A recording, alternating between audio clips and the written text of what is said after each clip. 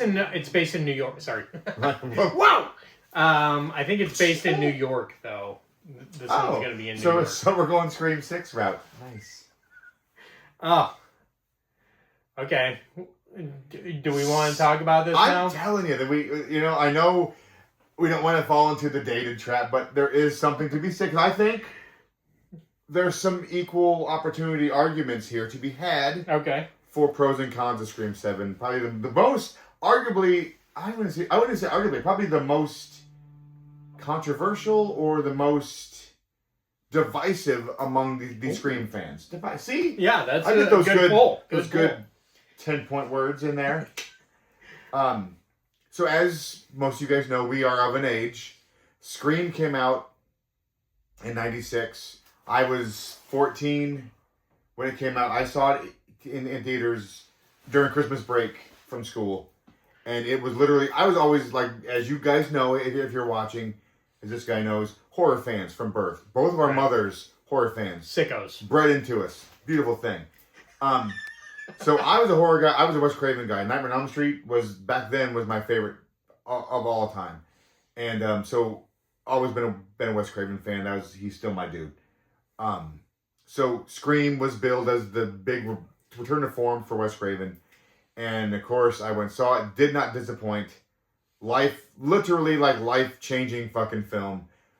Genre-changing film. Like, it created its own subgenre of horror. And like we've also talked about in the past, didn't breed the best films in that genre, but it was certainly a pioneer. And it did do a lot to resurrect horror to where it kind of is now. Like, you wouldn't have The Babadook and you wouldn't have Hereditary and elevated horror if you didn't have Scream first. But you also wouldn't have gotten things like, I know what you did last summer, and Valentine and Urban Legend, which is pretty good. You wouldn't get some of those awful cheese dick fucking early 2000s Scream wannabe films because, as they say, imitation is the best form of flattery. Hogwash. It's shit. It's absolute shit. But the Scream series, as I was saying last night to you, the Scream series, what it always stood apart for me was, even the modern Scream films, they're smart. They're written well. They're smart. They take the subject matter seriously. They're not afraid to poke fun at it, but they still take it seriously. And they're written well. And the whodunits are always perfect. Like, especially the first, I'd arguably give you the first three. The whodunit aspect is pretty fucking strong. The first three. Tell me that you suspected Aunt Jackie was the killer in part 2. I did not. Let me just say, part 3. I know that you love part 3. I do. And I've defended it for years, and I will still. Part 3 is underrated. Even Courtney Cox's hair, you love. I'm a fan of Monica Geller. Therefore, those bangs, rock that shit, girl. I loved it. I guess it makes some sort of sense. It is maybe just a bridge too. It's just a bridge too far for me. The wicked stepbrother. The bangs were not a step too far. That was the fucking the Royal Gorge too far. Right, you're on the other side of the peninsula. That's like Florida Keys. That's like Florida to Houston. Bridge too far with those bangs. Not good. Not good. But, see, I forgive, and 3 was what it was at the time. It was 2000. It was I know 3 has got this, new metal was full coming swing. back. And people nowadays, like Creed on soundtrack, fuck yeah. But, no. But Creed still sucks, too. I know that you people are like, Creed's great. I love Creed. And Creed is not great. Creed has always been poo-poo. Always. Creed is not hindsight 2020. All right? Creed always sucked. What? Terrible. Anywho's hair snatch. I forgive a lot of 3, maybe because of the time when it came out. It worked, I think, better at the time. In hindsight, there's obviously fucking problems with it. But again, because the whole overarching, boob of it all, it made sense for what it was, in my opinion. And as far as the smart writing goes, you look at the first Scream, the subversion. It's staying in. It is. Fuck. The subversion of expectation was brilliantly done because you have the obvious killer is Billy Loomis. And your head you're thinking, well, it's so obviously him, it can't be him. And it turns out to be him. That's brilliant. I don't care how that worked on screen, how they did that. Spoiler alert. Hats off. Hats off for 20, was it 20 or 30 years now? Holy shit, 30 year fucking spoiler.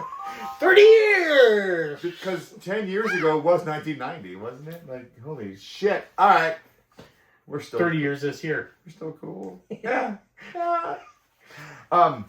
So the smart writing, the proper whodunits was baked in, you know? And I think we expected that going forward for every Scream movie. And so when it falters a little bit, because the bar is set so high. Okay. I see that face. I know what you're doing. So when the bar is already set up to here, even with Scream 3, the long lost brother, to me, it's fairly believable. I can take it. If you're watching Murder, She Wrote. Angela Lansbury, eat your fucking heart out. My brother-in-law used to call her Pie Face. More on that later. I love Angela Lansbury.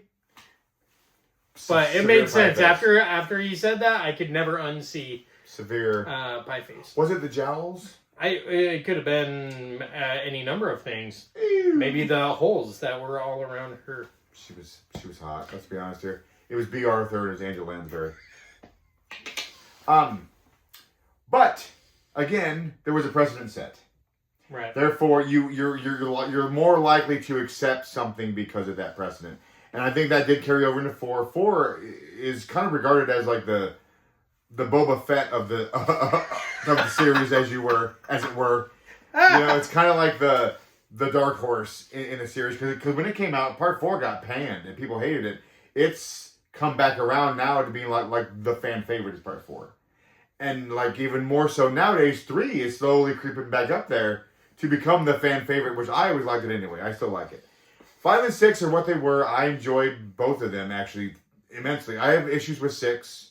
5 not so much. 6 I had major issues with, and I think we never had a chance to talk about that on here. That's too long of a diatribe for my point I've long lost at this point. I don't know what I'm talking about anymore. But Scream 6, I had issues with the ending. It was ridiculous and stupid. But the build-up to it was great. Hence, what takes us to Scream 7. Everything before the reveal I thought was strong. Incredibly strong. And we talked about your issues with it and my issues. And we did see things a little bit differently. But you said something that I found interesting. And I said something that he never finds interesting. But that's true. The ending was thin. I wouldn't even say it's weak. I would say it was thin. And there was a difference. Because it does, if it's weak, it doesn't make sense. Thin. And it's stupid. That shit was teaspoon deep. You could fucking read your paper. It's still thin, but it's not weak. Because it makes sense. For something to be weak, it doesn't make any sense. For something to be thin, it kind of makes sense. You can kind of see where they're going, hence why I like Scream 3. Okay. Tie it all around, y'all. So, Scream 7. I will. Boy, talk to me. Show me what's up. Okay. I would like to know. So, you're a much bigger Scream fan than I am. I mean, like the franchise. Yes. I love the first movie. I love actually the first couple. I am a Scream like ride or die. It saved horror for me, like the story I said. So right. Scream does. There is something that they say in Scream 6 when they talk about the like Earth 5, like the requel thing. Like this movie means so much to people. Like the parents show it to their kids. It's more than just a movie. It's it's like a part of them. That dialogue in Scream 5, whatever Mindy says in Part 5 about this movie means more than just it's more than just a film.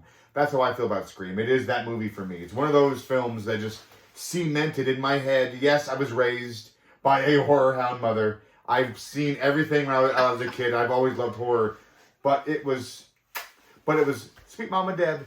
But it was Scream that really, like, now, all of those old movies, they were horror and they're great. Scream was mine. It was the first slasher horror movie that was literally, I felt like it was made for me. And that sounds right. soap opera-y and all my soapbox bullshit, but that is how I feel about it. So, yes, Scream is arguably it's probably my favorite franchise as a whole. Because I love Nightmare on Elm Street, but I really only like 3 films. I love Freddy Krueger, but I really only like 3 films. Okay. Same thing with Chainsaw Massacre. Is like that's my begin all end all. That's my favorite horror film of all time. But I really only like the first movie. I've seen them all. I enjoy them all, even part 2. I don't even know what's going on. The first movie is the only one that I genuinely love. Oh, okay. Scream as a whole, I love. That's probably my favorite franchise. Okay. Of all time. So Sidney Prescott is the final girl. Now that's a discussion we have in a little bit. But so go ahead. So no. Refresh my memory. I like Scream more than you. Okay, so yes, that's what. No. So all I'm saying is you might be a little biased. There might be a little teeny tiny bit of bias, and I will admit that. And I've heard people that I respect say that they didn't that they liked the movie more than I did, which is fine. Yeah, absolutely, exactly. That's the world is a rainbow, and people are every movie is somebody's favorite movie. Every bad film is someone's favorite, so be nice. And unless you're me, and I'm gonna I've shit said all this over before. you. I love plenty of terrible, awful, shitty movies. I do too. That's why I'm a little more forgiving. Don't yuck someone's yum, right? Right. Yeah. Okay. Let me just say that Scream 7 was just not for me. I will concede that the set pieces were really good. Yes. I liked all the set pieces, actually. The coffee shop, the bar, the Sydney's house. Did it not feel like a Halloween movie to you? The current movie. The like atmosphere and the leaves, like it felt like a fall, like. And so is that what Kevin Williamson is doing then? Is he what is the meta commentary? Because the meta commentary is the glue that binds Scream together. And I will give you that 100%. What is the meta commentary in Scream 7? I think they initially, because that's a point I actually do agree on. That was also Scream's big thing, where what's happening in the film, how does it meta itself to what's happening to real life. Right. I think they were originally trying to do the like true crime, like murder porn thing. But again, that was thin. That wasn't because they mentioned it in the but in this they did. They did mention the kid watched the documentary on the original murders. Right. The murder house is like a tour. But didn't they do that same thing in Scream 4? Wasn't that fucking... Was Scream... Oh, Scream 4 was like YouTube, right? No, Scream... Yes, kind of. It was like the filming, like you're making your own movie going now. viral. Yes. Right? Going viral, like kind of... online. You're filming your whole high school experience. You're making the movie this time. So this was like true crime. I think the take is fandom, maybe like toxic fandom. Maybe. Like the fact, like I read Helter Skelter. Oh, AI in junior high. I read Helter Skelter in junior high. There's a fascination with true crime, even back then. Like you had to go buy a book and read it. Fucking sickos. We're fascinated. Sickos. Not that I was celebrating it, but I was fascinated with the whole Manson murders. And the modern version of that, instead of going to a library and renting a book, and reading it and researching, now everything's a click of a fucking button. Everything's on YouTube. And I think that's where we're at with Scream 7. I think that was what they were leaning into. But again, they didn't go all the way with it, hence why it feels thin. The fan worship of real life survivors, the fan worship of the real life Sidney Prescott, like, it's not about the stab movies. It's about the actual events of that made the Scream movie, the stab movies, a thing. It's about Sidney, the real person, not the character. Okay, that's what they were leaning into with this, and that's also something I really liked about it. Because finally, it wasn't about Stab.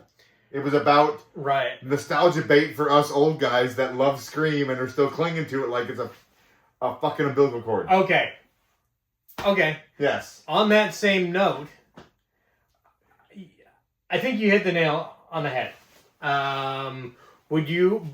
Okay, so you will accept that in Scream when it's like hitting all the beats. They have the same fucking conversation almost verbatim. Yeah. A lot in the bedroom. A lot of that, I think, was like nostalgia bait. Right. Right. And there was a lot of it in there, but I, as a fucking sucker for that stuff, though, I loved it. I thought it was great. What, you didn't feel like at all like it was kind of self-parody? Like no, everything was so fucking over the top. Like Sydney, Nev Campbell's performance, maybe. No, I thought she was awesome. Okay. I thought Nev Campbell's performance was the strongest of many of Scream films. But no. Okay. What about Kevin Williamson's direction? I didn't think he did bad. Could he have done better? He is definitely no Wes Craven. But I think he's right on par with Radio Silence. I don't think he did that bad of a job. Certain things I would have done different. Okay. Certain things I would have framed differently. Okay. The chase sequences were great. Okay. I will give him that. He knows how to do a chase sequence.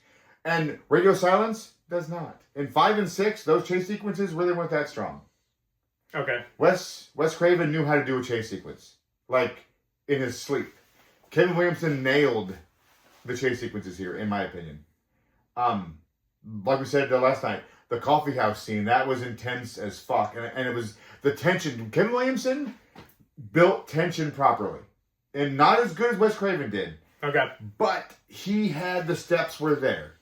The house sequence, when, the whole drop house ceiling, and that was missing. So I will say this, that was a great tension builder, but it was thin. The best thing I can say about Scream 7 is certain elements of it were thin. I wouldn't say weak, they were thin. What was your question again?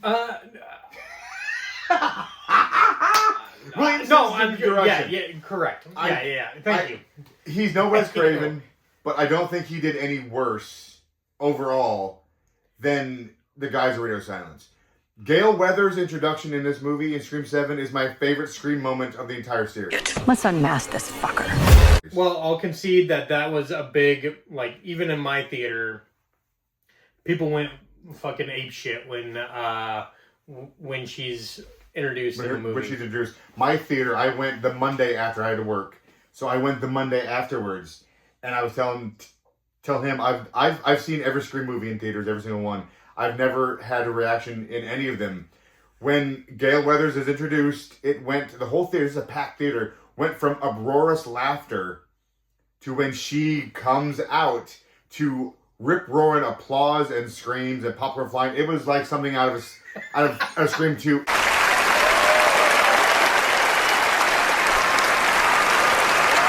One of the coolest... I have goosebumps. It's one of the coolest moments in any Scream film, and I, as a Courtney Cox fan, it felt like I was like, because I'm not that guy, but I was silently yeah, it was cool as shit. Oh, you're that guy. I'm reserved when I need to be. I'm mostly reserved. I don't think I've ever cheered or clapped. I've gotten very excited. I've clapped at movies. I have. At Endgame, when every other big moment happened, I was that guy opening night. I was right there clapping along. Can I tell you something? Yeah. At this point, I think you need to. Okay. I'm oversharing again. No. I prefer Infinity War to Endgame. I thought Endgame, except for the end of Endgame, I thought Endgame was pretty weak. I thought consistently Infinity War was a better, more entertaining movie. You know what? Agree. Fuck yeah. Endgame, the time travel shit was interesting, but it just lagged on forever, and it was fucking tired. Infinity War, all the death and that shit was intense. The Scarlet Witch scene at the end, after her love of her life is fucking dead, she's trying to save him, fend off Thanos. That shit was that was some feels, man. And everybody that shit turns was real. to ash. And it's all for nothing. All of that was for nothing. That's some real world harsh fucking shit. So yes, absolutely, my friend. Infinity War couldn't suck the dirt off of And Endgame couldn't suck the dirt off the dirty ass. Yeah! Yeah! Get him, Steve Dave! You called down the thunder, well now you got it. Security! Hey, Roddy. What? Jesus Christ, you knocked him out. No, it him. That Rick Darris. What? So yeah, so... She fucking died? She's fucking dead? So yeah, so... She's fucking... Emblems in her brain, mid-backstroke. Oh, hell's bells! So yeah, so Scream 7, I was a fan. I actually was. The ending, again, but you brought up a good point that I honestly didn't even think about, but it's like, and it was such a like, oh my God, that, absolutely.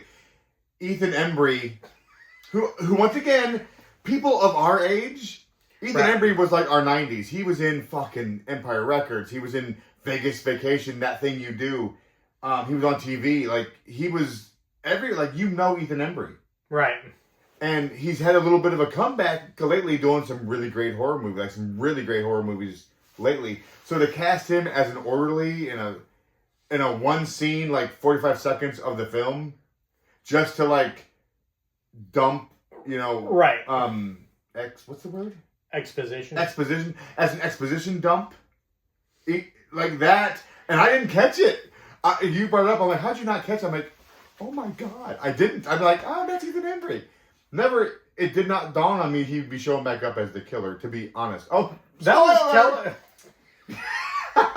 at this point, it doesn't really matter. Right. If you watch the movie, it's telegraphed from almost the opening credits. You could see it. Now, and as of you saying that, it was like, oh my God, oh my God, I completely missed that. And I was talking with my nephew, and I was telling him, I was like, Ben, I've seen every Scream movie in the theaters. I've seen them all, and I have yet to guess a killer correctly. In all 7 films, I've never guessed a killer. Not once. In all 7? In all of them, I've never guessed them right. I'm always wrong. And then when you said that about Ethan Embry, I'm like, oh my God, that was the one I could have had. That was the one I should have had. And I didn't get it. So I'm still 0 for 7. Well, Ethan Embry, keep up the good work. Please. Keep on hammering them out. We're fans. The Devil's Candy, that was awesome. Best film of that year, man. That Cheap was Thrills, such a great movie. Ooh. I'll give you a cheap thrill. So that was my Scream 7. No, yeah. So, well, you've brought up some interesting points. I will watch it again. I'd say give it a... Because I know what my wife does.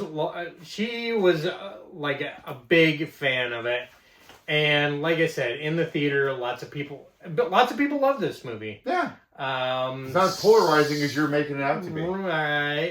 Right. With your non-loving ass. So perhaps if there's more than 3 assholes in the room, guess what? I'm probably the asshole.